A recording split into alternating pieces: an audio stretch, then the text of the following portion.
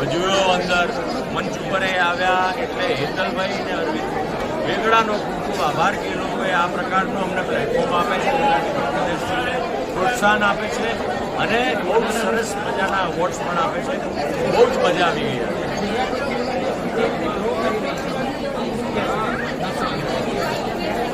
Hindi film industry वालों માટે ખતરે કી ઘંટી હે.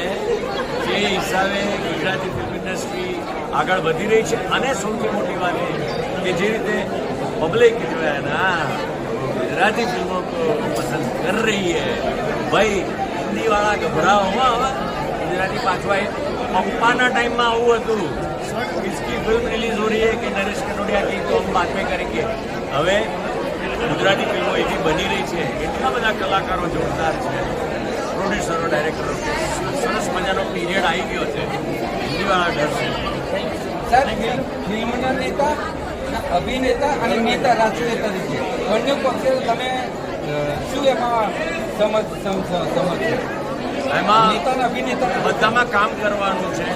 અભિનેતા તરીકે તમે કલાકારની કલાની તમે સેવા આપો છો અને નેતા તરીકે તમે લોકોને બધી જ રીતની સેવા આપો છો.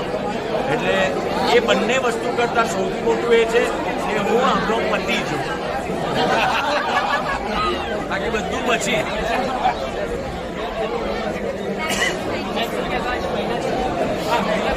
મહિલા હોવાનો મને એક ગર્વ છે.